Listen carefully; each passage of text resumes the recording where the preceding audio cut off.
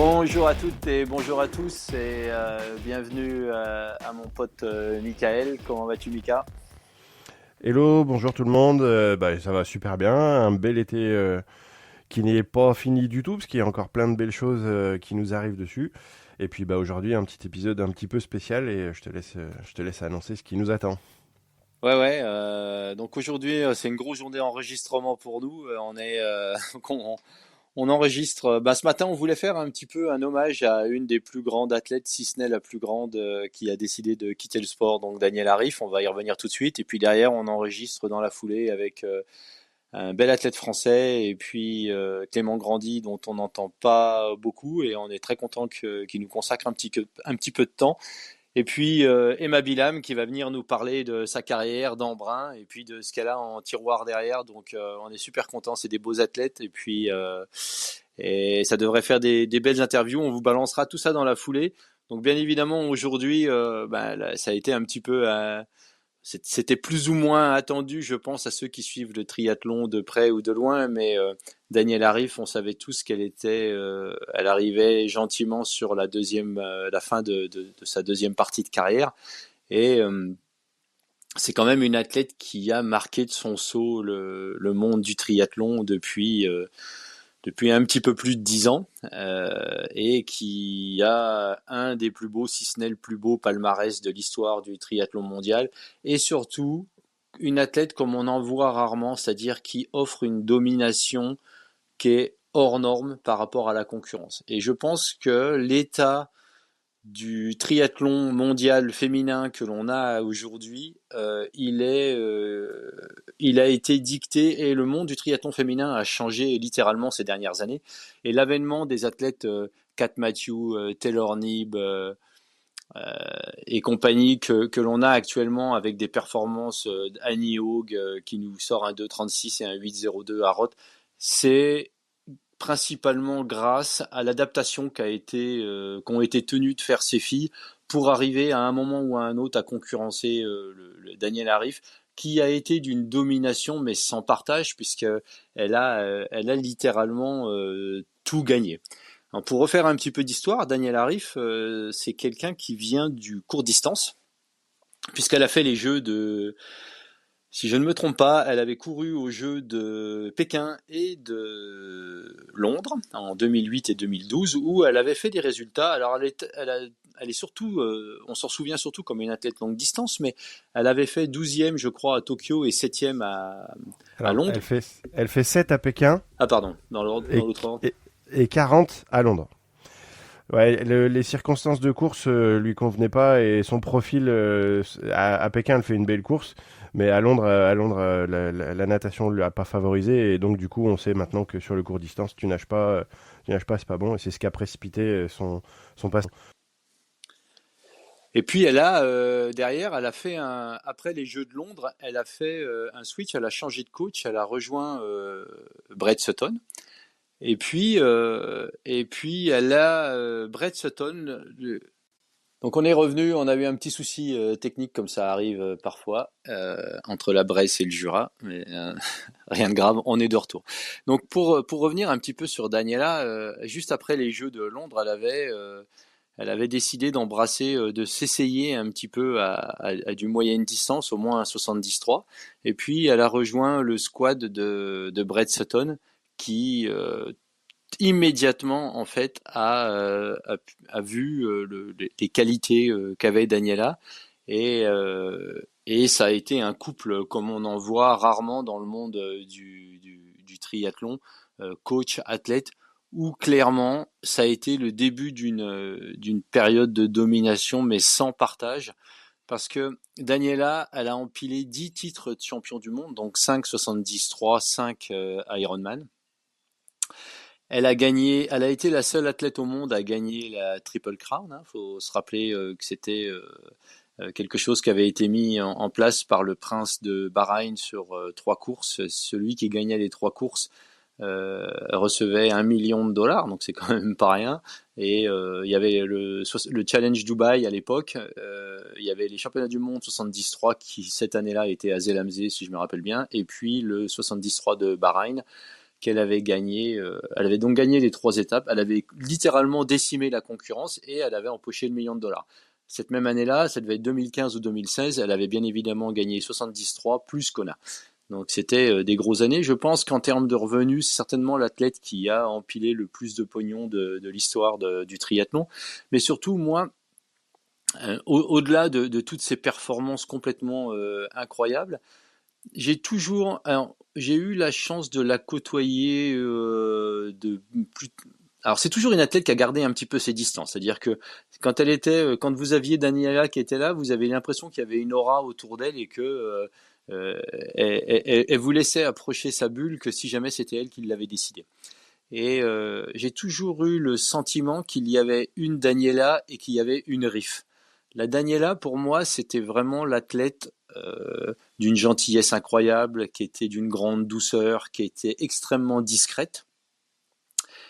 Et vous aviez Riff, qui était un assassin au cœur froid, qui, lorsqu'elle elle mettait ses lunettes de natation et qu'elle baissait la visière de son casque, elle était littéralement intouchable et elle était sans pitié pour la concurrence. Moi, la première fois que je l'ai vue en cours, c'était en 2013 à Hawaï. C'était sa première participation à Hawaï. Ce qu'il faut savoir pour la petite histoire, c'est qu'elle n'avait pas décidé de faire Hawaï. Elle avait fait les championnats du monde 73 juste avant où elle avait gagné. Et elle ne voulait pas aller faire Hawaï. Et c'était Brett Sutton qui lui avait mis la pression, comme seul Brett sait le faire, en lui disant soit tu fais Hawaï et je continue à te coacher, soit tu ne fais pas Hawaï et notre aventure s'arrête ici.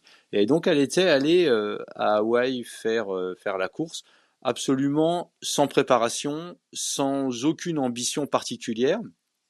Elle avait déjà pas mal nagé et elle avait fait un festival à vélo où elle pose le vélo de mémoire avec 14 minutes d'avance sur Mirinda Carfrae. Et ça aura été la plus grosse remontée de l'histoire du triathlon puisque Rini la rattrape dans les 2 ou 3 derniers kilomètres et elle avait repris 14 minutes 30 à Daniel Arif qui était une inconnue à ce moment-là dans le monde du triathlon, un petit peu comme Chrissy Wellington lorsqu'elle était arrivée à Kona la première année, était une grande inconnue. Et tout le monde se posait un petit peu la question, mais de qu'est-ce que c'est que cette athlète remarquable. En plus, Daniela, elle est quand même relativement grande et musculeuse. Elle avait un physique qui était complètement différent de Rini, qui est toute petite, des Rachel Joyce de l'époque, etc.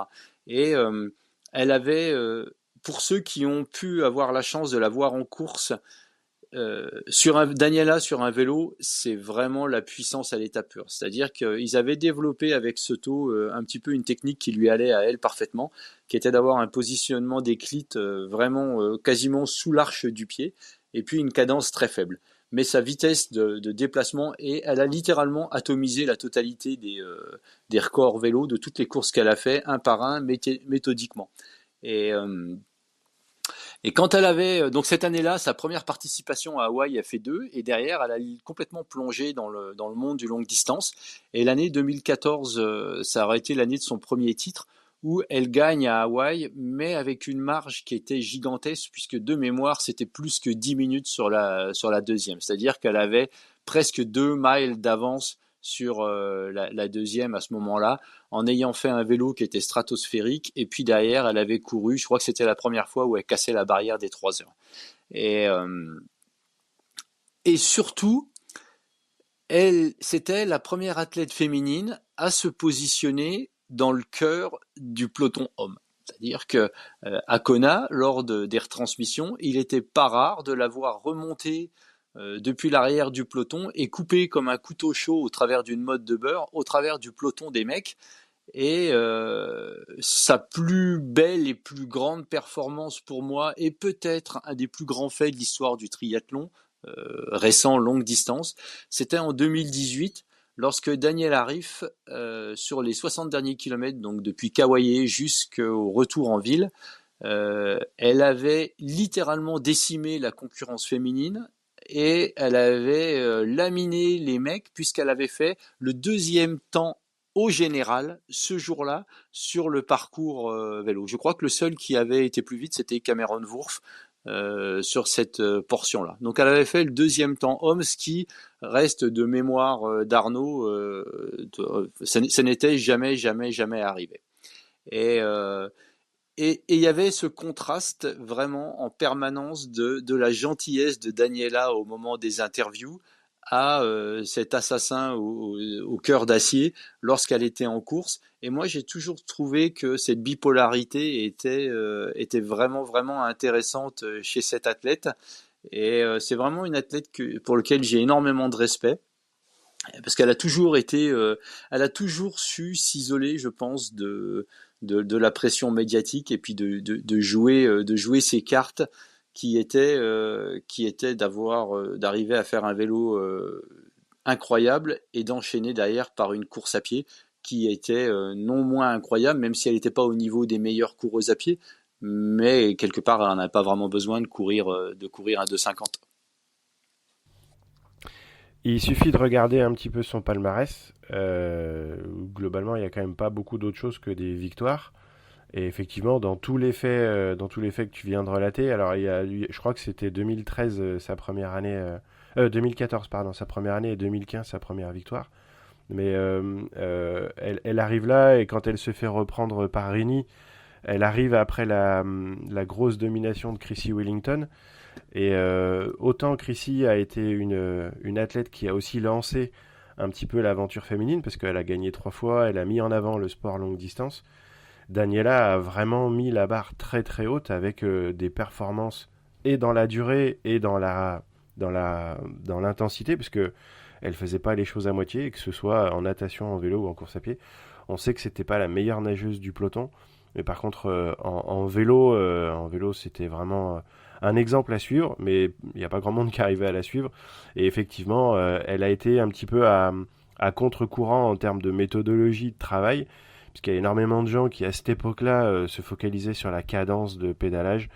On essayait tous d'aller à 90 ou 100 tours minute, alors qu'elle, elle était plus proche des 60-65. C'est un détail technique, mais faites 180 bornes à 100 tours minute et faites 180 bornes à 60 tours minute, vous allez voir que vous n'aurez pas tout à fait les mêmes jambes.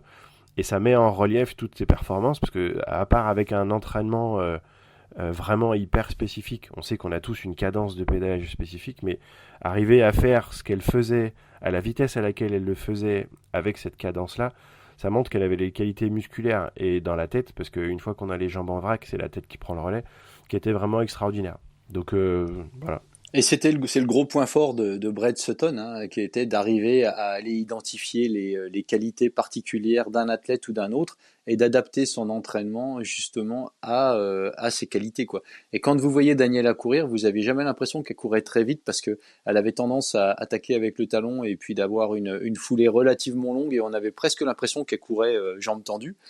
Et pour la petite anecdote, en 2016, je sais plus, 15 ou 14, enfin bref, j'étais à Roth et c'était le parcours originel de Roth où on faisait un aller-retour à droite, à gauche sur le canal, puis on allait à droite et puis ensuite on revenait en ville et on rentrait directement au parc. Elle Et était longue cette ligne droite le long du canal. c'était la misère, avec le petit tour dans le village là-bas. Et moi, c'était l'année où alors ça pourrait presque faire un épisode, mais c'était l'année où j'avais récupéré un slot 2 jours avant parce que j'avais fait l'Ironman de Klagenfurt. J'avais eu une mauvaise course et puis Jürgen m'avait dit ben viens à Roth, je te récupère un slot. Donc Jürgen Zach. Donc j'arrive à Roth là-bas la fleur au fusil et on fait la course. Donc il y a toujours un Legend Corner à Roth où vous avez les athlètes légendaires qui viennent courir. Donc cette année-là, il y avait Lothar Leder, Thomas Elriegel et Jürgen Zach et Arnaud Selukov qui avaient une palette pour leurs 4 vélos qui étaient posés là à l'arrache. On part, on fait la course, je sors au cul de Jürgen, Thomas était un petit peu en amont. À vélo, j'ai fait 40 km avec eux, j'ai cru que j'allais mourir, je les ai laissés partir. On arrive en course à pied et sur cette grande ligne droite côté gauche, à peu près vers le kilomètre 8 ou 9, je me retrouve avec Laura Sidal. Et ça a été le début de notre amitié, en fait, où on courait côte à côte avec Laura Sidal, qui est une athlète professionnelle femme. Et à cet endroit-là, c'est à peu près l'endroit où vous croisez les premiers hommes qui reviennent à contresens. Et on courait donc avec Laura Sidal et on s'était mis à discuter. Je lui demandais si elle savait où elle était placée dans la course et elle me disait je suis à des kilomètres derrière Daniel Arif. et on a vu arriver Daniela Rief de face sur cette longue ligne droite. Donc vous arrivez à voir facilement à 1 kilomètre en amont, quoi. Et on avait vu passer, je crois que c'était Frodo qui courait. Il y avait d'autres athlètes et Laura me dit mais c'est pas possible. Est-ce qu'on voit ce qu'on voit? Et Daniela était huitième au général. À ce moment-là. Et quand elle nous a croisés, il y avait les vélos suiveurs qui étaient derrière. Et avec Laura, on a eu 1 kilomètre où on était complètement incrédule, c'est-à-dire que Daniela était vraiment dans le mix des meilleurs hommes. Et cette année-là, elle avait échoué de mémoire à une vingtaine de secondes du record de Chrissy Wellington, record qu'elle atomisera en 2023 en descendant la barre à 8h08 après avoir eu une, une année un petit peu compliquée. Mais voilà, pour donner vraiment l'image, moi c'est l'image que je garde en compétition de Daniela, au-delà des fois où je la voyais sur Ali Drive avec une avance mais qui était gigantesque. Et surtout, c'était généralement quand vous faites Kona, les bons groupes d'âge. Maintenant, bon, avant c'était un mass start, mais maintenant il y a des vagues, donc c'est complètement différent. Mais les bons groupes d'âge, on croisait généralement les premiers hommes dans la descente d'Avis. Eux, ils avaient en gros une vingtaine de kilomètres d'avance sur nous, entre 20 et 30 kilomètres. Et il y a une année où donc c'est facile de les repérer parce que déjà vous avez l'hélico qui suit les premiers hommes et vous avez un hélico qui suit la première femme. Et on avait vu passer l'hélico homme, on avait vu passer quelques hommes et derrière il y avait déjà un hélico qui arrivait et on se disait mais ça peut pas être Riff et elle avait au demi-tour à avis presque déjà 10 minutes d'avance sur ça.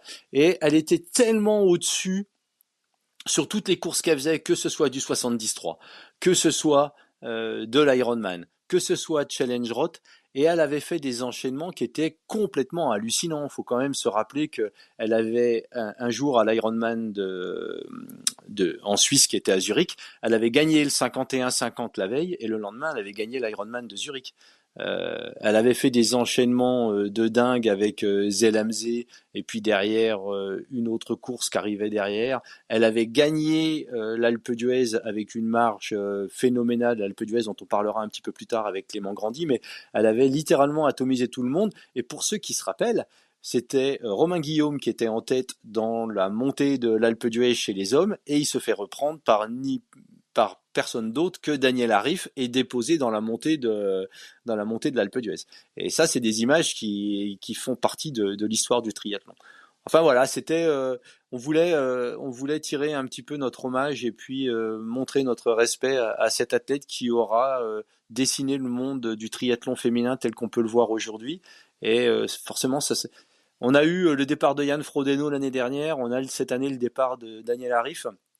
Et je pense que clairement, on peut considérer qu'il y a une page qui se tourne dans le monde du triathlon parce que ces deux athlètes qui ont marqué de leur saut pendant plus d'une dizaine d'années le triathlon longue distance avec des résultats vraiment complètement hors du commun. C'est effectivement une page qui se tourne, mais j'ai l'impression que l'histoire n'est pas finie parce que elle a peut-être encore des choses à dire et son héritage va durer un très très long moment, que ce soit ses records, que ce soit ses courses. Donc Danielle Arif, elle sera peut-être plus au départ des courses, mais si elle est là, elle sera de toute façon là, présente, ne serait-ce que par ses records et par son héritage qu'elle va nous laisser. Elle essaie en plus d'entendre que elle ne courrait plus. Alors la raison pour laquelle elle prend sa retraite, il faut quand même en parler, c'est qu'elle a une blessure un petit peu récurrente qui est une inflammation du spinal cord, donc c'est la moelle épinière à la base du coccyx, et quelque chose qui l'empêche de courir et puis de rouler comme elle veut, et c'est quelque chose qui a du mal à se soigner depuis des années, et donc qui l'a poussée à prendre ce choix de prendre sa retraite. Et donc voilà, voilà la raison. Plus elle doit arriver à 36 ou 37 ans. Et je pense qu'elle a certainement d'autres projets personnels. Et tant mieux pour elle. Et je pense que il faut qu'on arrive à célébrer l'héritage que nous laisse Daniel Arif, à la fois en termes de performance physique, ça c'est bien évidemment, mais surtout en termes de classe, parce que moi c'est vraiment quelque chose que je retiens d'elle, c'est que c'était une athlète avec une aura et une classe intemporelle, et elle avait cette façon de, de pas de se positionner au-dessus des autres, mais d'attirer le respect de ses pairs et puis des groupes d'âge. Et moi, pour l'avoir vu en course, son professionnalisme, c'est vraiment une athlète que j'ai admirée et elle a compté énormément dans le monde du triathlon et je pense qu'elle va continuer à l'impacter de façon très très importante. C'est juste, moi je l'avais croisé à l'Alpe d'Huez, donc je crois que c'était 2018 ou 2019. L'Alpe d'Huez, c'est quand même une course un peu particulière, on en rediscutera avec Clément, mais c'est là où il y a beaucoup de champions qui soit se découvrent, soit passent et laissent leur empreinte. Elle était arrivée, je dis pas au dernier moment, mais pas loin, on savait pas trop qu'elle allait être là. Quand elle est arrivée, le matin, elle s'est entraînée, elle s'était échauffée parmi les athlètes, un petit peu comme tout le monde et n'importe qui. Elle n'avait pas demandé d'espace, elle n'avait pas fait sa star. Je me rappelle, elle faisait des lignes droites à côté du départ natation. On avait l'impression qu'elle touchait pas terre. Et moi, je me rappelle avoir longtemps dit en l'observant, parce que j'étais pas en course avec elle, elle a une course à pied qui est quand même particulière. Ce que tu disais tout à l'heure, on a l'impression qu'elle talonne, on a l'impression que ça peut être optimisé. Et ben paradoxalement, quand je l'avais vu faire ces lignes droites là, j'avais l'impression qu'elle touchait pas le sol. Elle était à la fois aérienne avec ce profil de foulée qui était très terrien. Donc ça m'avait vraiment marqué. Et elle était d'une détermination. Elle était avec son cercle. Elle était aussi souriante avec son cercle qu'elle était fermée quand elle avait commencé à basculer en mode course. Et on voit ce que ça a donné puisqu'elle termine très très loin devant la deuxième.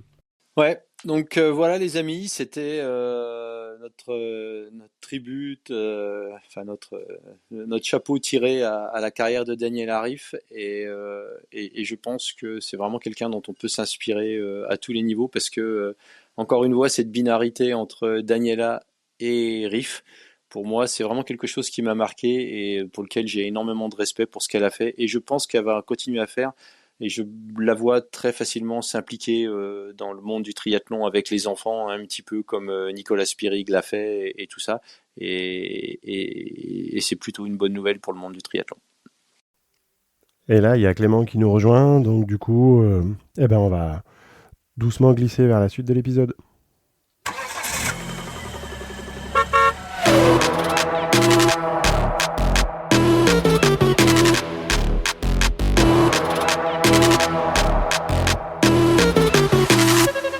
Ce nouvel épisode du Try Bandit et je suis avec mon pote Mika. Salut Mika, comment vas-tu?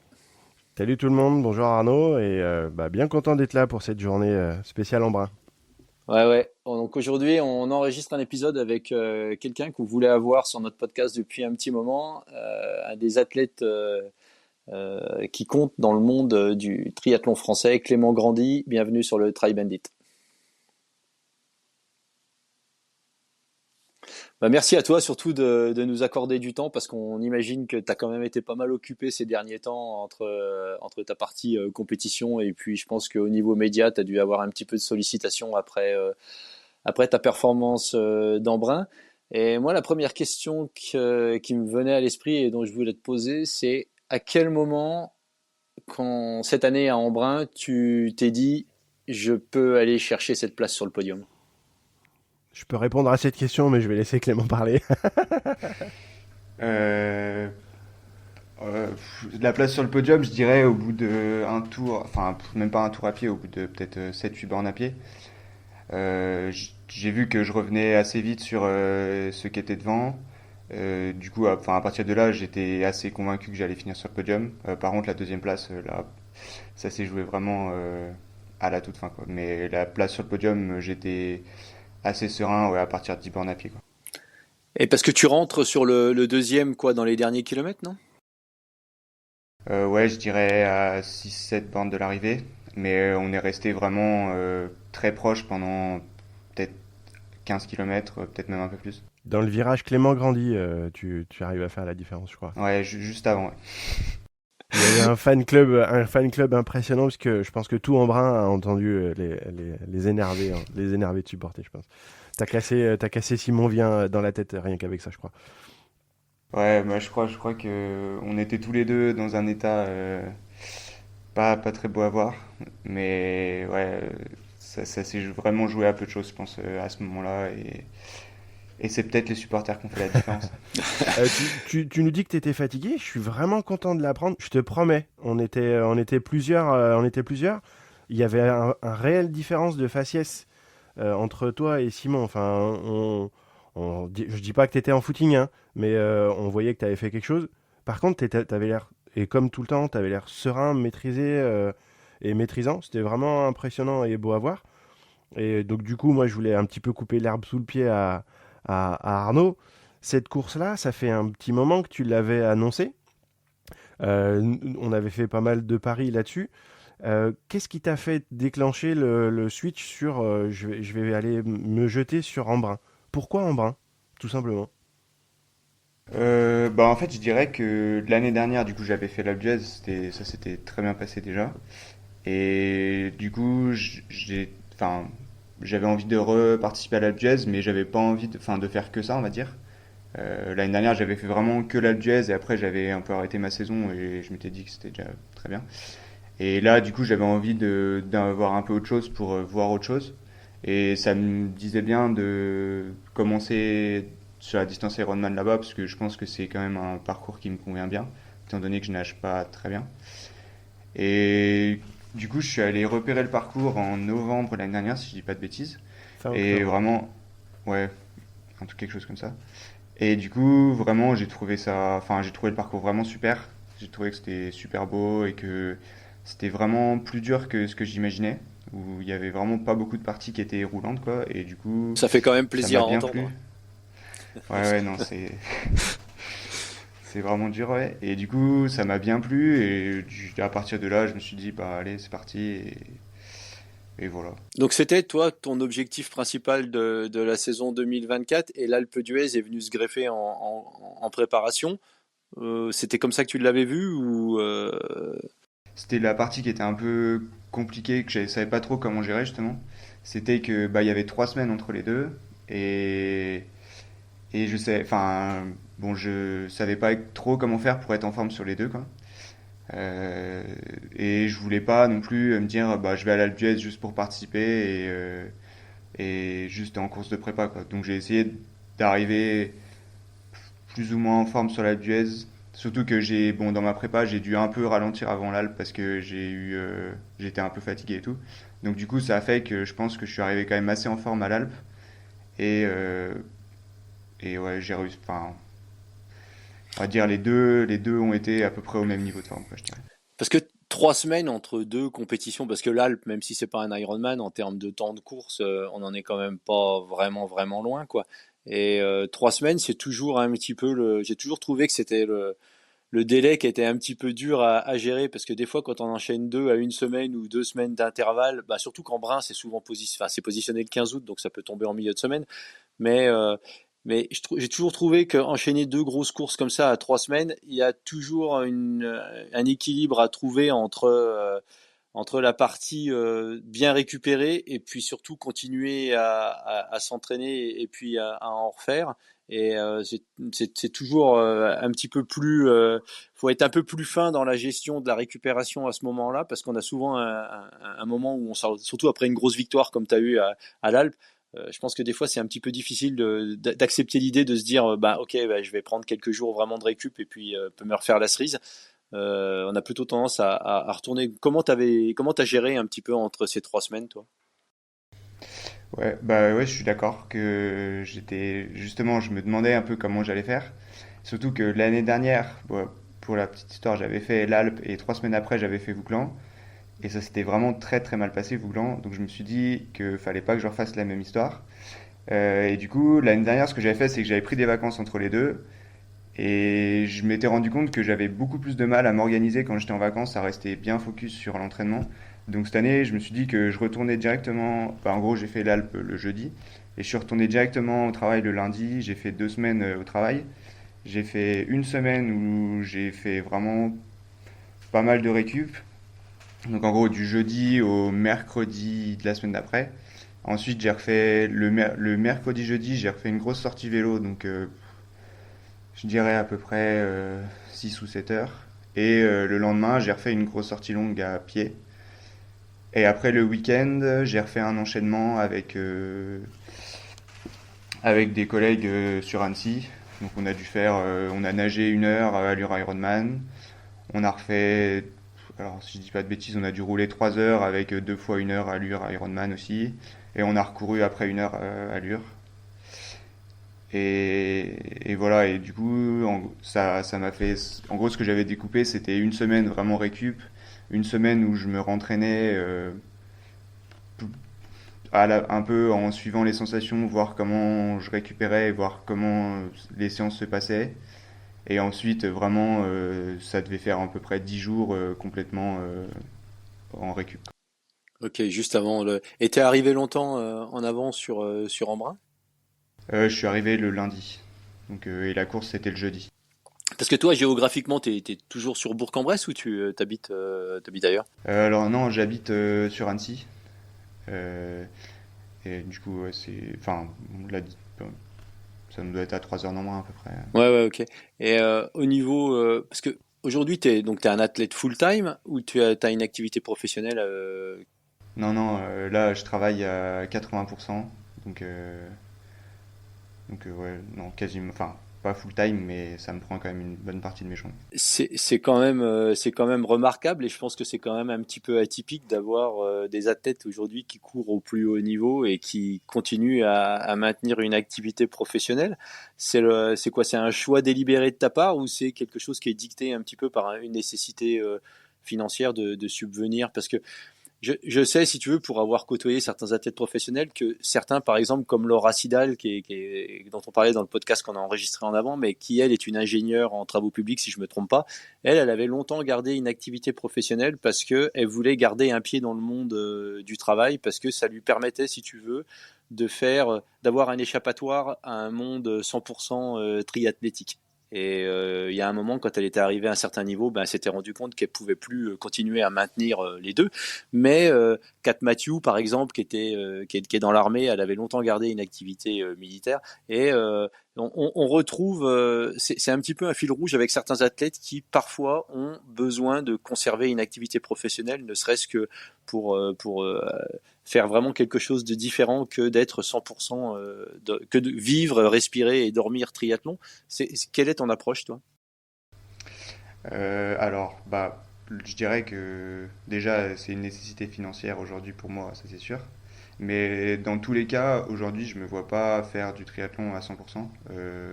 Bah, pour les raisons que tu cites et même pour le lien social qu'il y a, je trouve que, enfin, je pense que autrement, je m'ennuierais quoi, si j'avais pas autre chose que le triathlon. J'ai déjà fait une période de quelques mois où je faisais que du triathlon dans mes études entre des stages, etc. Et au bout de 2 3 mois, je sentais que j'avais besoin d'avoir une stimulation intellectuelle que j'avais pas en faisant que du triathlon. Et même un lien social que bah, quand tu t'entraînes 30 heures par semaine, la majorité du temps tout seul, bah, au bout d'un moment, ouais, c'est une vie spéciale. Quoi. Et je sais que c'est pas forcément ce dont j'ai envie, en tout cas aujourd'hui. C'est vraiment important ce que tu dis parce que si tu veux, le monde des groupes d'âge, on a tendance depuis des décennies à idéaliser un petit peu le fait d'être professionnel, c'est-à-dire en se disant putain, au final, tu fais de ta passion ton métier, mais c'est quelque chose qui ressort régulièrement quand tu discutes avec des athlètes professionnels où beaucoup, comme toi, mettent en avant l'aspect d'avoir une connexion sociale qui soit complètement déconnecté de la partie triathlon, c'est-à-dire de discuter autre chose que de nager, pédaler, courir.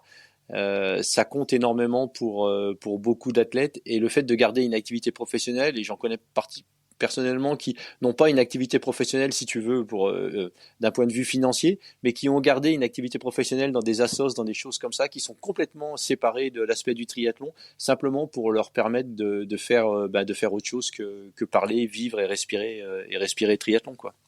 Ouais, complètement. La prochaine étape pour toi, c'est quoi? D'ailleurs, dans la poursuite de ta saison, tu te positionnes comment? Tu as décidé c'est la fin ou Bah alors là, dimanche, j'ai une D1 de duathlon. Ouais. Ça va me changer un peu. Non, mais il nous reste 2 D1 avec le club de Bourg-en-Bresse en septembre là. Et autrement, non, je vais pas refaire de grosses courses. Enfin, même, je pense que je vais pas refaire de triathlon autrement cette année. Euh, J'en ressens pas l'envie et j'ai même plus particulièrement envie de m'entraîner, enfin, spécifiquement pour refaire des courses en étant performant, quoi. Là, je dirais que j'ai atteint mes objectifs de cette année et que maintenant, je vais plus faire du sport plaisir, aller faire un peu ce que j'ai envie en vélo dans les Alpes, etc. pour la fin de la saison, sans me mettre trop de contraintes et on reprendra l'entraînement vraiment cet hiver, quoi. Là, C'est difficile d'arriver à retrouver la motivation, l'envie et puis de se reprojeter sur d'autres objectifs quand on atteint un petit peu ce qu'on avait prévu, voire quand on fait mieux. Et parce que tu te retrouves vraiment tu te retrouves vraiment à un niveau aujourd'hui des meilleurs athlètes français, si tu veux, quand on regarde les derniers vainqueurs d'Embrun. euh, il y avait du Chevalier, il y avait du Orso, il y avait tout ça, et puis aujourd'hui on a un Clément Grandi qui est vraiment pas loin de la gagne. Et tu, comment tu te positionnes, toi, par rapport à ces athlètes-là? Est-ce que ça t'a fait changer de statut ou tu te dis peut-être qu'il y a quelque chose à faire en m'investissant encore un peu plus dans ce sport-là? Ou est-ce que ta réflexion, c'est plutôt de dire, bah écoute, ça a marché, pour l'instant, on change rien et on avance on continue comme c'était les autres années, quoi. ouais, j'avoue qu'en termes de statut, c'est pas trop quelque chose auquel je pense forcément. Enfin, pour moi, aujourd'hui, enfin, j'ai pas prévu de changer fondamentalement ma vision des choses et la façon dont je fonctionne. Euh, non, ouais, enfin, en tout cas, je vais voir. Là, pour l'instant, je dirais que c'est encore vachement frais, donc je laisse le temps un peu de reposer, d'analyser ce que j'ai fait, parce que j'ai pas du tout encore repris les données, etc., voir ce que je peux améliorer ou quoi. Donc pour l'instant, on va dire que je laisse la saison se finir tranquillement et je me reprojetterai sur l'année prochaine ensuite, mais je pense pas révolutionner ce que je faisais ou changer énormément de choses, quoi. Tu as quel âge, toi, aujourd'hui? J'ai 26 ans. Ouais, donc t'es de la génération des Magnus Ditlev, des Sam Laidlow et compagnie, quoi. Ouais, ouais, mais là, c'est encore autre chose. On a un peu, on diverge là-dessus. Je pense qu'évidemment au niveau natation et tout ça, mais quand tu vois aujourd'hui que des mecs comme Chevalier, comme Orso arrivent à tourner à avoir des contrats décents, euh, tu te positionnes clairement. Et alors, moi, je t'ai Ah, mais croisé. je pense que, enfin, aujourd'hui, un chevalier ou même un Orso, enfin, il y a qu'à voir le temps qu'Orso a fait l'année dernière. Je pense qu'un chevalier ou un Orso vient en brun aujourd'hui, il gagne avec un quart d'heure d'avance, quoi. Je pense que c'est encore un autre niveau, quoi. Je suis à la fois d'accord et pas d'accord. Je suis d'accord avec toi qui va gagner. Par contre, les conditions de course et les chronos que vous avez fait, c'est pas des chronos d'asthmatique hein, quand même. Ah, non, non, non, Et encore, il y a quelques années, ce chrono-là, il était même pas imaginable. Là, vous avez fait des chronos. Je parle de toi, mais je parle de Louis et de Simon. Vous avez fait des chronos il y a quelques années qui n'étaient pas imaginables. L'année dernière, Arthur Orso, il fait une course, je pense, exceptionnelle. On reviendra pas sur l'année exceptionnelle d'Arthur l'année dernière. Ça laisse quand même. C'est pas n'importe qui, c'est pas n'importe quoi. Et je voudrais souligner le fait que quelques jours avant, à quelques minutes près, tu m'avais prédit ces chronos-là. Donc ça veut dire que tout a progressé. On sait que maintenant en brun, ça peut se faire dans ces chronos-là. Les performances sont là. Et tu prendrais peut-être pas un quart d'heure sur un Arthur Orso ou un chevalier. Et c'est pas n'importe qui. Hein. Ah oui, non, mais enfin, mais je pense qu'il y a quand même encore un gap entre le niveau que j'ai aujourd'hui et le niveau qu'ont les meilleurs mondiaux. Je pense que enfin, c'est Peut-être pas. pas sur tous les profils de course. Je pense que sur un profil roulant, et encore, on n'a pas vu Clément Grandi sur un vélo de chrono sur un parcours roulant, mais, mais, ça sera dans les questions qui viendront plus tard, mais sur un parcours avec vallon, aujourd'hui, tu as gagné Vouglan, tu as gagné l'Alpe d'Huez et tu as fait deux à Embrun. Il suffit de regarder le palmarès et de ceux qui sont sur le podium avec toi. Enfin, t'es dans la cour des grands. Hein. T'es dans la cour des grands. je suis d'accord, hein. Mais je pense que, enfin, bon, on verra la suite, hein. Bah, et donc justement, là maintenant, enfin, on en discutait nous parce qu'on se connaît et qu'on se croise de temps en temps. On savait que sur l'Alpe d'Huez, ça allait bien se passer. L'année dernière, tu fais 3. Là, cette année, tu gagnes. Tu fais Embrun. Donc là, on sait que sur les parcours montagneux, Clément Grandi, il est là, il n'y a pas de souci. Et du coup, bon, c'est un peu tôt. Tu dis que c'est effectivement, c'est tout frais, t'as pas eu le temps de réfléchir, mais on sait que tu es aussi quelqu'un qui se projette avec des objectifs. Et tu as une petite idée sur l'année 2025 ou pas encore? Si, si, je sais déjà ce que j'aimerais faire, on va dire. Allez, balance. Euh, Allez, on sait que tu vas non, au ce que, Norseman, on le sait, on le sait. non. Ce que j'aimerais faire, c'est comme les championnats du monde d'Ironman sont à Nice l'année prochaine, j'aimerais bien me qualifier aux mondiaux d'Ironman l'année prochaine à Nice. Euh, bon, après, on va voir, hein. J'ai jamais fait de label Ironman, donc on va voir comment ça se passe. Mais ça serait sympa d'aller faire ça en France. C'est ouais, c'est un beau projet. Puis je pense que c'est un profil de course qui peut-être que sur le circuit Ironman, c'est certainement un des profils qui va te scier, qui te sied le mieux quoi. Et puis ouais, comme tu dis, c'est en France quoi. Donc on sait que quand on joue à la maison, il suffisait de le regarder au moment des Jeux Olympiques et puis en ce moment aux Jeux Para, mais quand on est, moi j'ai été sur le parcours à pied l'année dernière quand Sam et Arthur et Léon etc passaient.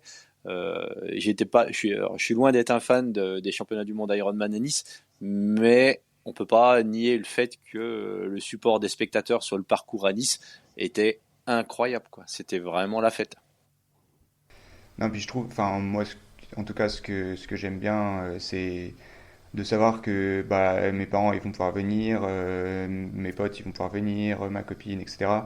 Donc, ça fait beaucoup enfin, des gens qu'on connaît qui viennent et qu'on voit pendant la course. Enfin, c'est bah, comme en Brun, là, c'était incroyable, quoi. C'était vraiment, je pense que je m'en souviendrai toute ma vie, quoi, de, pas des encouragements, de l'émotion que les gens ressentent et que moi je ressens pendant la course, c'est quelque chose, bah, au-delà du résultat, c'est vraiment quelque chose, je trouve, qui... Et donc, Alors, du coup, dans ce que tu viens de nous balancer, il y a deux infos qui sont super importantes. La première, c'est que si tu veux te qualifier pour les championnats du monde, va falloir faire une course à label. Donc, je suppose que tu as déjà un petit peu commencé à réfléchir à laquelle. Et puis, peut-être une question que tout le monde se pose pas forcément, mais groupe d'âge ou pro? Alors, bah, la deuxième question, non, j'irai pas courir en groupe d'âge. bien. Et ensuite, bon, les courses, pour l'instant, bon, il faut que je trouve quelque chose qui est pas trop roulant en vélo parce que sinon Ah ça bah, il sera y en pas a une, possible. moi, qui me vient Mais tout de suite à la tête, que je peux je vais t'aiguiller, c'est Lanzarote, mais je pense que Lanzarote. ouais, bah, c'est à quoi c'est je un, pensais. bah voilà, et ben voilà, dis-le. Ah En oui, plus, oui, non, mais non, non, mais c'est clair que, en plus, Lanzarote, bah, le parcours vélo, il est compliqué, hein. C'est un gros morceau, par rapport aux autres Ironman, je pense que c'est certainement une des courses où où l'impact d'une natation moyenne, il est moins important. Parce que le vélo dure un peu plus longtemps quand même, et puis par rapport au temps des meilleurs, je pense qu'on peut rajouter 45 minutes facilement par rapport à un parcours Ironman roulant. Et puis c'est vraiment une belle course quoi. C'est vraiment une course qui compte dans le calendrier et je crois qu'une belle place à Lanza, ça compte peut-être autant une belle place à Embrun ou Vouglan comme tu disais parce que Vouglan ça reste les championnats du monde du Jura donc. Ah mais c'est bien. Écoute, moi je suis super content de savoir que tu vas tenter ça et puis je pense qu'on a besoin en France d'avoir des athlètes qui s'orientent sur ces courses-là parce que on a bah toi tu viens surtout du court distance. T'as quand même avec ton club vous courez en D1 depuis combien de temps en D1 de duathlon là? là, c'est la première année qu'on fait de la T1. Ouais, mais On après a un parcours fait, ascensionnel vraiment remarquable parce que c'est une belle aventure Bourg-en-Bresse en duathlon et en triathlon. Ça n'a pas marché en triathlon, mais par contre en du, vous êtes passé D3, D2, D1. un parcours ascensionnel et c'est assez rare que ce soit aussi direct. Et c'est une bande de copains. C'est pas des mercenaires qui ont été cherchés à gauche, à droite, qui ont fait ça a marqué des points ou pas. C'est une bande de potes qui ont pris le projet à bras le corps. Et c'est franchement, je pense qu'il y a beaucoup de clubs qui aimeraient que ça marche comme ça pour eux. Donc on reviendra sur le duathlon après, mais c'est quelque chose qui est assez rarissime et c'est franchement super fort. Je ne sais pas si tu avais écouté l'interview qu'on avait fait avec Cédric Goss, où on avait abordé le sujet de l'absence de statut de haut niveau pour les duathlètes français. Et bon, c'est pas la Fédé qui était décisionnaire là-dessus, parce que je crois que c'est une décision ministérielle, si je me trompe pas de ce qu'avait dit Cédric. Mais quel est ton... Moi, si tu veux, je viens d'une période où le duathlon c'était quasiment l'égal du triathlon fin des années 80, début des années 90. Il y avait le circuit Powerman, on avait du duathlon en début de saison, on avait les championnats du monde de duathlon en fin de saison. Euh, et et petit à petit, on a vu ça disparaître et la France, elle a fait un super boulot à garder actif un circuit professionnel des clubs avec le circuit des 2, des 1, des 3 en duathlon. Quelle est ta vision et moi, si tu veux, j'ai toujours considéré que le duathlon, ça serait un putain de beau sport olympique. Déjà, on n'aurait pas été emmerdé avec une qualité d'eau. Et puis surtout, si tu veux, en termes de spectacle, j'ai toujours trouvé que c'était un sport qui pouvait et qui passerait extrêmement bien à la télé. Et toi, étant même si tu as des résultats exceptionnels aujourd'hui en triathlon, je pense que les gens te voient un petit peu plus comme un des meilleurs duathlètes français. Quel est ton point de vue là-dessus et est-ce que tu penses qu'effectivement le duathlon peut, peut retrouver sa place dans le milieu du multisport français, européen, éventuellement mondial? Alors déjà, je voudrais juste te corriger, je suis loin d'être un des meilleurs duathlètes français, mais vraiment très loin. Ouais, c'est pas tout le Euh, monde qui monte sur la boîte entre Choquer et. Voilà, alors ouais, mais voilà, les voilà, courses voilà, en voilà. les courses en D2 sont pas du tout pareilles que les courses en D1. Le niveau en D1 enfin c'est vraiment impressionnant. En fait, le niveau à pied est vraiment très très très élevé quoi. Et en vélo, ça roule aussi très fort. Enfin, les deux D1 en individuel qu'on a fait cette année, la première course à pied, je crois, on est 85 au départ, je crois, je prends le vélo 60 et 70 quoi. C'est vraiment en courant 15-0 sur le 5000 mètres d'un duathlon quoi. Et pas forcément Et très plat quoi. tu poses le vélo. Bah dans le groupe de tête, Voilà. mais ouais, mais c'est, enfin, le niveau vraiment en course à pied et même en vélo, c'est vraiment bah, de toute façon, il y a qu'à voir, il y a les meilleurs mondiaux qui viennent courir avec nous sur les D1 et c'est vraiment, enfin, moi je trouve ça vraiment impressionnant et pour le peu de reconnaissance qu'il y a justement par rapport à des triathlètes, bah, enfin, il y a qu'à voir au championnat de France de duathlon, il y avait des triathlètes et des duathlètes. Bah, au final, c'est Benjamin Choquer qui gagne, donc un duathlète. Je me souviens plus exactement l'ordre ensuite, mais les duathlètes sont loin d'être ridicules par rapport à certains des meilleurs triathlètes français qui viennent, quoi. Donc, enfin, le niveau est vraiment hyper élevé.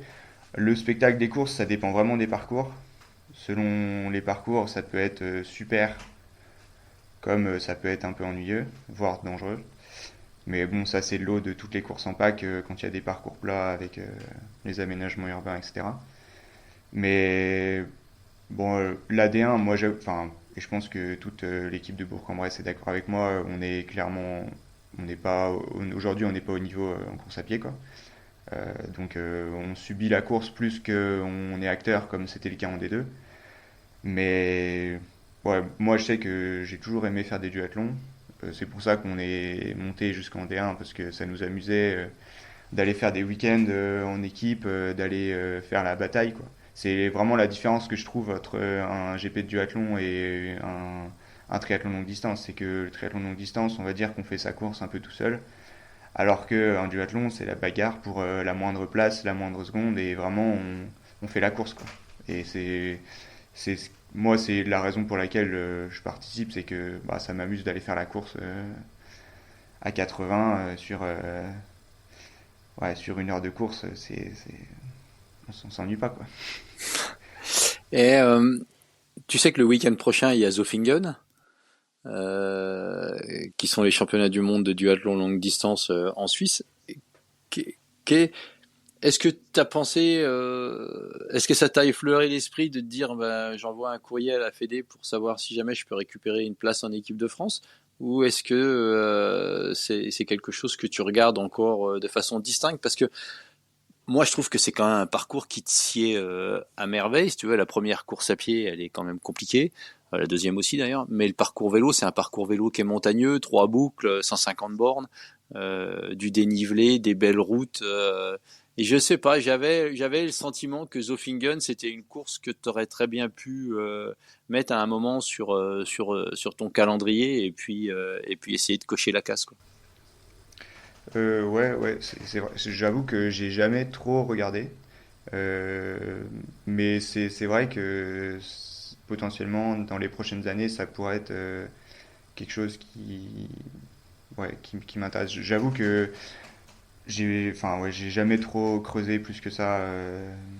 Parce qu'on a toujours une délégation française qui est là-bas, hein, avec Ouais, un ouais, et Français qui avec avait, réussite, hein, souvent. ouais, avec réussite, c'est ça. Et puis c'est une course qui est plutôt pas mal placée dans le calendrier, si tu veux. Surtout cette année avec un Kona qui a été reculé de 2 semaines. Euh, Moi, je me rappelle début des années 90 quand Zofingen, c'était vraiment la fiesta du duathlon. Et on avait le gratin mondial triathlète et duathlète qui était présent là. À l'époque, la course elle avait lieu en mai, un début de saison. Et j'ai toujours pensé que le duathlon, il avait une grosse place à jouer en début de saison. Aujourd'hui, c'est un petit peu différent avec des circuits mondiaux qui vont de mars à décembre. Mais, euh, mais cette course de Zofingen, et moi, je l'avais courue en, je sais plus, 91 ou 92, et je l'ai recouru l'année dernière et l'année d'avant. Alors effectivement, il n'y a plus l'aura qu'il pouvait y avoir autour, mais le niveau des athlètes qui sont présents là-bas, et puis la beauté de la course reste quand même. Et moi, je trouve que celle tu veux, c'est remarquable que cette petite ville de Zofingen, elle continue de porter haut les couleurs du duathlon et puis d'agiter le drapeau du duathlon en essayant d'attirer là-dessus, l'attention là-dessus. Et je lui ai toujours dit, hein, c'est quand même pas mal qu'on ait notre Clément Grandi qui aille essayer d'aller tailler des croupières au reste du gratin mondial, quoi. Ouais, bah, peut-être un jour, j'avoue que aujourd'hui, enfin, je trouve que c'est quand même difficile de. Enfin, je sais que moi, j'aime bien avoir un ou deux objectifs, surtout sur du long, quoi. Et pas. Enfin, je sais qu'aujourd'hui, je suis pas capable d'enchaîner des courses de longue distance toutes les 2 3 semaines pendant toute la saison, quoi. Donc, j'essaye de choisir. Bon, on va dire, allez, là, j'en ai choisi 3 dans l'année, quoi. Et bon, bah, faut faire des choix, quoi. Et pour l'instant, j'avoue que j'ai pas trop regardé. Peut-être qu'un jour, je me pencherai dessus. Mais ouais, on verra. Tout à l'heure, on parlait un petit peu de Vouglan et c'est un peu un sujet récurrent parce que moi j'habite sur le parcours et c'est une course que je porte vraiment dans mon cœur. Et c'est aussi un petit peu une course atypique parce que elle est au calendrier depuis la fin des années 80 et tu y as couru plusieurs fois et t'as gagné la course. C'est en quelle année que tu gagnes? C'est l'année dernière ou c'est l'année d'avant? Non, l'année dernière, j'ai fini deuxième. Et c'est en 2022, du coup, que j'avais gagné. Devant le champion du monde, ou le futur champion du monde de duathlon, justement à Zofingen, Mathieu Bourgeois. Ouais. Ouais. Donc c'était pour ça que je vais revenir là-dessus. C'était et cette course de Vouglan, elle est particulière quand même parce que c'est vraiment la course rurale typique française. Mais quand tu regardes l'historique de cette course-là, il y a eu des grands noms et on avait eu Craig Alexander, qui est un ami à moi qu'on a interviewé sur notre podcast et qui avait couru en 97 à Vouglan et il avait fini deuxième derrière René Rovera. Et cette course, elle est pavée de grands noms qui sont venus écumer. Et moi, enfin, j'adore cette course. Et quelle relation toi tu as un petit peu avec cette course? C'est plutôt une course où tu vas parce qu'elle est pas loin de chez toi, ou c'est une course avec laquelle tu as, une relation particulière, bah, déjà parce que tu l'as gagnée, et puis parce que le parcours, bah, il n'y a pas beaucoup d'autres half avec un parcours comme ça en France, quoi. Bah, je dirais que c'est un peu un mélange de tout. Déjà, enfin, c'est pas très loin, donc c'est pratique. Je me souviens, mon père, il était venu encourager, il était venu en vélo, quoi. Et puis le parcours, bah, déjà, ça me convient pas mal parce que bon, ça monte quand même un peu. Et puis c'est vraiment superbe, quoi. Enfin, le lac, il est super beau. Les routes, bah, c'est des routes que j'emprunte aussi à l'entraînement, enfin que j'empruntais du coup quand j'y vais chez mes parents à l'entraînement assez régulièrement, quoi. Donc je connais assez bien. Et ouais, c'était aussi l'occasion. Les 2 fois quand on est monté, du coup, on est monté avec des potes de Bourg-en-Bresse qui courent en duathlon avec moi. Donc on avait fait aussi une équipe. Donc voilà, c'était un peu un mélange de tout. Mais moi, je suis d'accord que je trouve que c'est vraiment une superbe course. Et enfin, j'ai plus de mal à comprendre pourquoi des courses comme ça, ils ont du mal à faire du plein, alors le plein, alors que les prix sont vraiment très abordables pour la course. L'organisation, elle est top. Bon, alors que comparé à des grosses orgas où il y a énormément de monde et les tarifs sont largement plus élevés, je vais pas citer de nom, mais voilà. Euh, et je pense qu'il y a vraiment un aspect commercial et business qui fait qu'aujourd'hui, des petites courses comme ça, ils ont super beaucoup de difficultés à remplir, alors que enfin, c'est tout aussi bien qu'une énorme course. Il coche toutes les cases par rapport à ce que les gens attendent en ce moment. Un beau parcours, un beau site. T'es quand même relativement tranquille parce que tu risques pas de croiser une bagnole. Normalement, il y en a quand même pas tant que ça sur la route. C'est pas facile. De plus en plus, les gens cherchent aussi un petit peu ce genre de parcours-là. Et il y a tout, mais c'est vrai que depuis quelques années, le parc à vélo, il est loin d'être plein. Et ça, c'est quelque chose que j'ai vraiment aussi du mal à comprendre. Écoute, moi, mon analyse un petit peu là-dessus, elle tient à plusieurs faits en fait. Il y a déjà le fait du positionnement dans le calendrier, c'est-à-dire que Vouglan, historiquement, bah, il a toujours été positionné sur le troisième week-end de juillet. Maintenant, on sait qu'avec Embrun, c'est pas forcément. Moi, j'ai enchaîné Embrun-Vouglan jeudi, Août, et puis mois août, d'août. pardon, ouais, ouais, Ouais. mois d'août. Mais j'ai enchaîné Embrun et Vouglan, et je peux dire que tu le rotes un moment. L'année dernière, Nice placé le 5. Le déplacement de grosses courses comme Francfort et tout ça. Je pense que Vouglan aujourd'hui tirerait beaucoup de bénéfices d'être placé un petit peu à un autre endroit dans le calendrier. Le fait que la rentrée scolaire aussi, elle a été un petit peu avancée par rapport aux années 90, fait que tu te retrouves souvent à une semaine de la reprise scolaire, et ça, je pense que c'est pas vraiment un bon calcul. Leur absence totale des réseaux sociaux, c'est-à-dire qu'il n'y a pas un site triathlon de Vouglan où tu peux retrouver toutes les informations. Moi, je les suis sur leur page Facebook, et c'est vrai que les gens recherchaient encore des informations sur le parcours et tout ça quelques jours avant la course. Donc ça, c'est clairement pas. Il y en a un de site, hein. Il y en a un de Ouais, il site y en a un, internet, mais mais ouais, mais c'est pas. c'est le même depuis 20 ans, quoi. Voilà, je pense qu'il existait avant qu'Internet existe. Et, euh, mais voilà, aujourd'hui, il y a clairement à faire au niveau de cette course-là. Et l'équipe d'organisation, ils sont organisés par le foyer rural de Saint-Maur avec l'aide du triathlon. Et je pense qu'il y a une nécessité à un moment d'injecter un petit peu de sang frais dans l'organisation. Plus, moi, ça fait des années que je pense que cette course-là, elle tirerait énormément de bénéfices d'avoir la zone de transition et le parc à vélo déplacé sur la base de Belsin. Aujourd'hui, on a une magnifique base de Belsin avec de l'hébergement, avec une piscine, avec des parkings et qui sont super en sécurité, où en plus on pourra organiser des courses enfants. Et je pense que le département du Jura serait bien inspiré à essayer de pousser un petit peu la main pour que le triathlon de Vouglan soit déplacé à la base de Belsin, parce qu'il y a de la restauration, il y a tout un tas de choses qui peuvent être fait là-bas, et il n'y a pas le danger de l'entrée et de la sortie, principalement sur le sprint au niveau de la route du pont de la Pile. Et je sais que régulièrement, ça a tendance à gêner pas mal de participants, surtout du sprint, parce qu'il y a toujours un petit peu de trafic sur cette route-là, à cet endroit-là, et c'est un petit peu un point noir. Maintenant, on verra si l'avenir me donne raison ou pas, mais c'est vrai que dans le calendrier, on a beaucoup de belles courses comme ça dans le calendrier français qui mériteraient d'avoir un petit peu plus d'intérêt et d'être mises en lumière, parce que, comme tu le disais, hein, c'est des courses, je crois que cette année l'inscription c'était 85 ou 90 euros pour un half.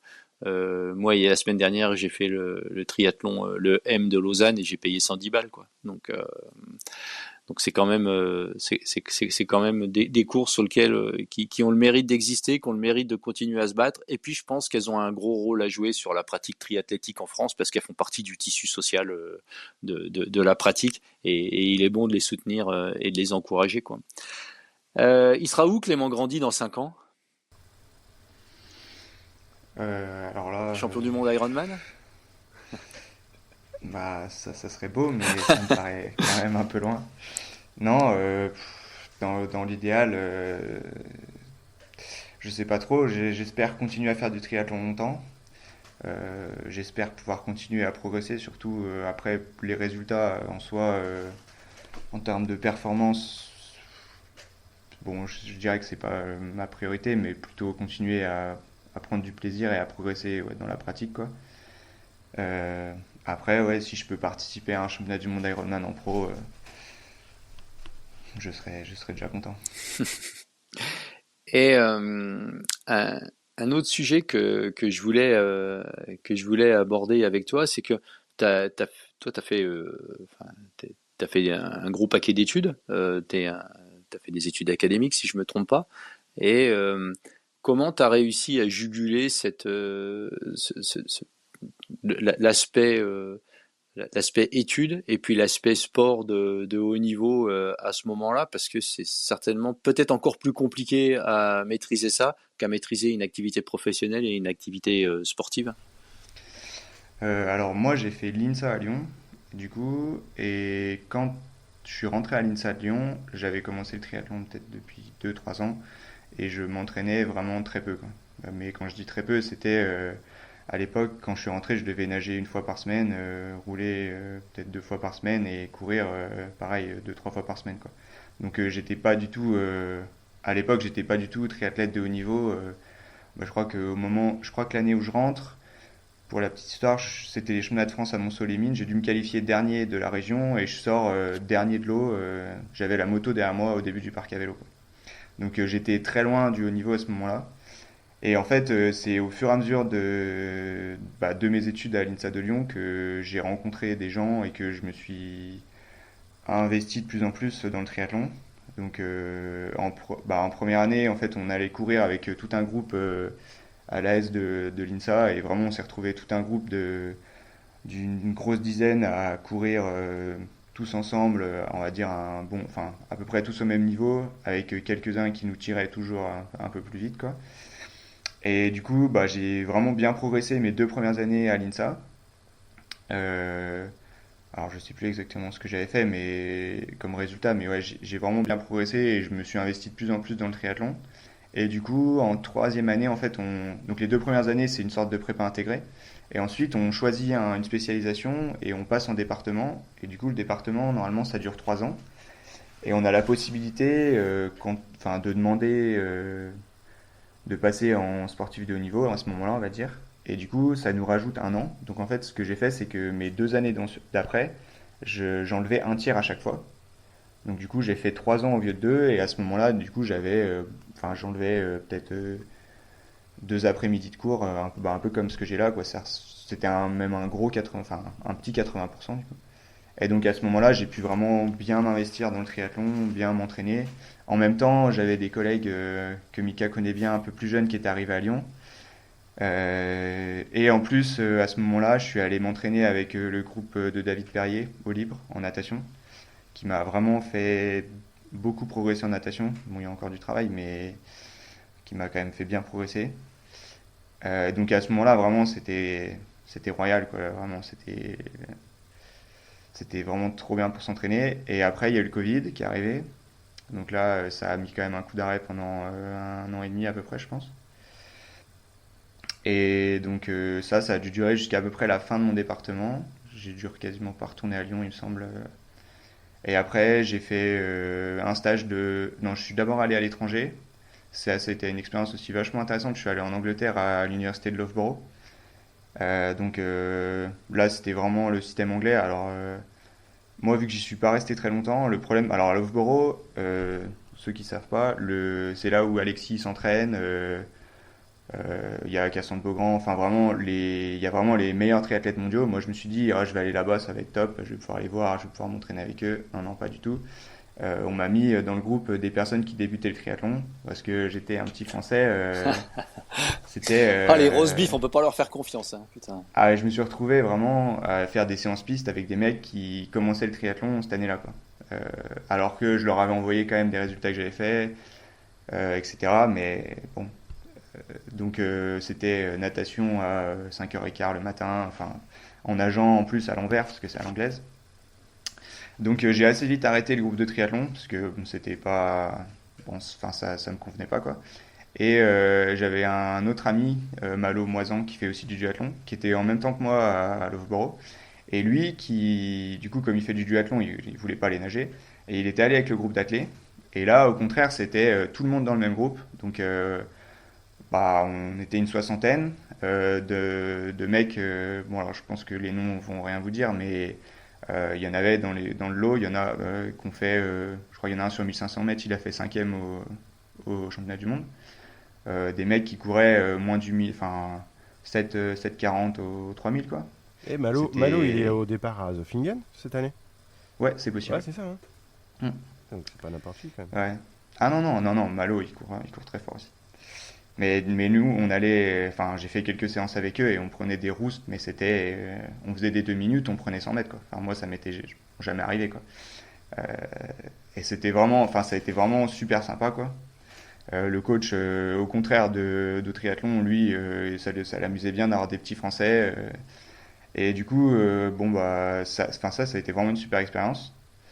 Et après, du coup, quand je suis rentré en France, j'ai eu 3 mois où j'ai rien fait. Et là, bah, ça m'avait bien motivé. Donc j'ai fait 3 mois à m'entraîner à fond, vraiment super beaucoup. Et après, j'ai fait mon stage de fin d'études, qui était du coup juste avant Vouglan. Où là, du coup, j'ai préparé Vouglan. Donc, je dirais que au global, pendant mes études, non, ça s'est plutôt bien passé, hein.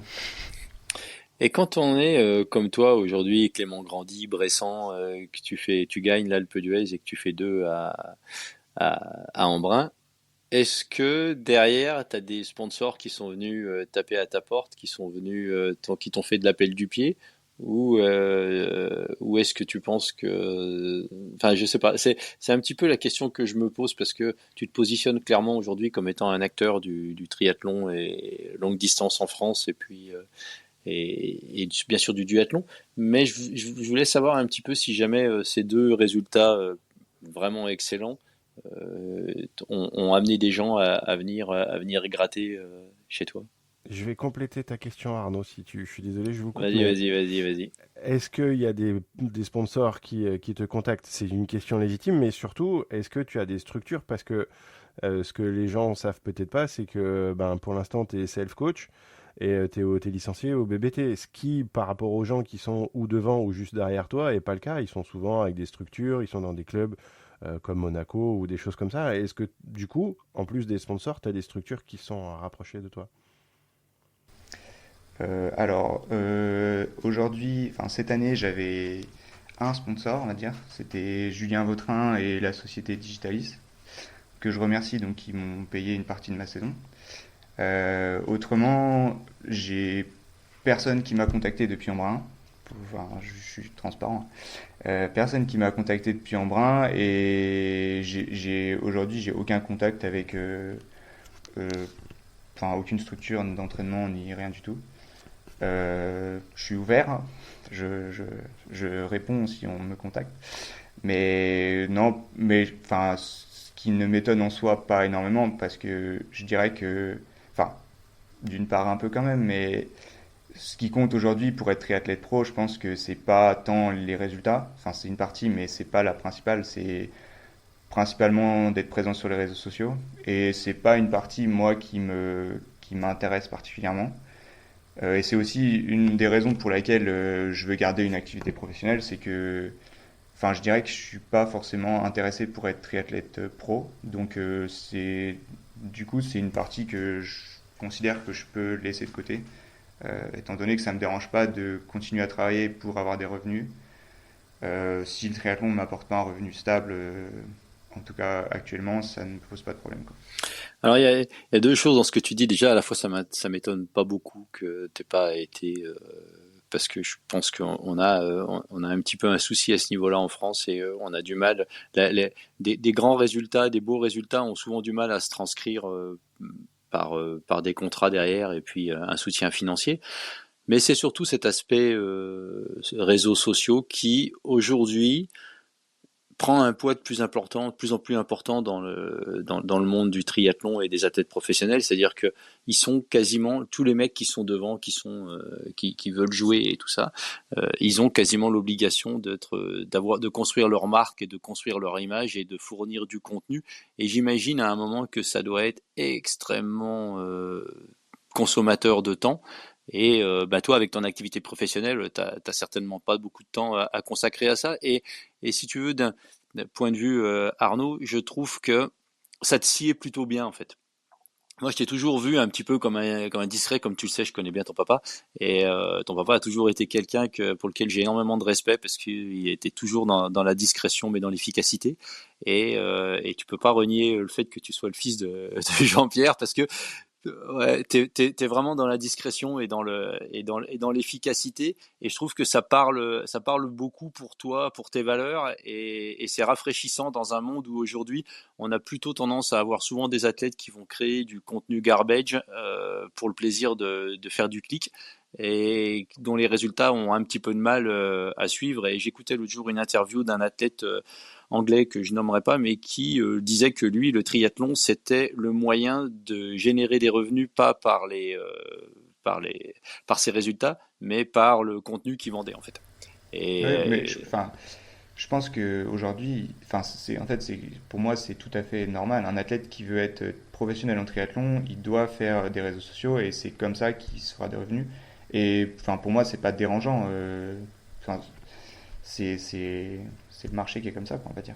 ouais, puis je pense que si demain Clément Grandis se mettait à nous sortir une vidéo par jour, ça serait quand même naviguer à contre-courant, quoi. Et c'est pas vraiment le profil du bonhomme. Et je trouve que c'est bien justement parce que ça sonnerait quelque part un petit peu faux d'avoir quelqu'un qui cherche à se vendre. Et franchement, moi j'espère que, écoute, j'espère vraiment que tes résultats de cette année, bah déjà, tu vas continuer à les empiler et puis atomiser la concurrence à Lanzarote. Et la bonne nouvelle, c'est que je serai à Lanzarote. Donc on se verra peut-être là-bas. Et vraiment, enfin, moi je tenais à te remercier. Et puis je pense que Mika se joindra à moi sur à la fois ton temps et puis et je trouve que t'es vraiment une belle image dans le monde du sport pour les minots. Et je sais pas si tu avais écouté, on avait fait un épisode qui s'appelait l'épisode des minots où on avait Valentin Lepers, Théo Signy et puis mon gamin qui sont, enfin surtout pour Valentin et Théo qui sont champions de France tri, du et aquathlon. Et c'est des gamins qui ont 15 ans aujourd'hui et qui ont la tête bien posée sur les épaules. Et je pense que d'avoir des mecs comme Mathieu Bourgeois, comme toi, c'est vraiment important pour les minots d'arriver à leur montrer que on peut y arriver et que l'aspect académique derrière il est également vraiment important parce que tout le monde n'arrive pas à faire une carrière professionnelle dans le monde du triathlon et vivre de ses primes de départ et de ses primes d'arrivée. Et, euh, et moi, je sais que mon gamin, il avait côtoyé Mathieu Bourgeois à Zofingen justement il y a 2 ans, et Mathieu avait vraiment passé beaucoup de temps avec lui, et ça avait énormément compté pour les gamins. Et je trouve que vous avez vraiment un rôle important à jouer. Vous êtes vraiment des beaux athlètes, les mecs, et puis vous avez la tête bien posée sur les épaules. Et franchement, bravo, continuez comme ça, changez rien. Et puis, et je te souhaite personnellement vraiment une belle fin de saison et surtout une belle saison l'année prochaine. Et vraiment, merci encore une fois beaucoup de ton temps, quoi. Bah, merci à vous, hein. C'est très, très gentil. Non, Vivement non, et puis, 2025. Vivement ouais, vivement 2025. 2025. Et puis surtout, tu vois, on essaye de discuter régulièrement avec les athlètes qu'on a. On avait eu Arthur Orso et c'est vrai qu'on l'échange régulièrement par message. Arthur, c'est un petit peu compliqué en ce moment pour lui, mais et le message qu'on voulait faire passer, c'est que notre micro, il est toujours ouvert pour les athlètes qu'on a. Et si des fois vous avez des messages à faire passer, faut pas hésiter parce que on touche quand même un petit peu de monde. Et puis je pense que le message que tu fais passer aujourd'hui, c'est vraiment un beau message. Et c'est un petit peu atypique dans le monde du triathlon aujourd'hui, et ça prouve qu'il y a une autre voie à faire pour du haut niveau. Et c'est vraiment quelque chose qui est positif. En tout cas, si tu croises Jean-Pierre, tu lui passes toutes mes amitiés. Et puis, nous, ouais, on te remercie encore beaucoup de ton temps. Et puis, au plaisir de se croiser sur une course à Vouglan ou à Lanzarote l'année prochaine. Mais change rien, tu es sur la bonne voie. Bah, avec plaisir, ouais. À très très bientôt.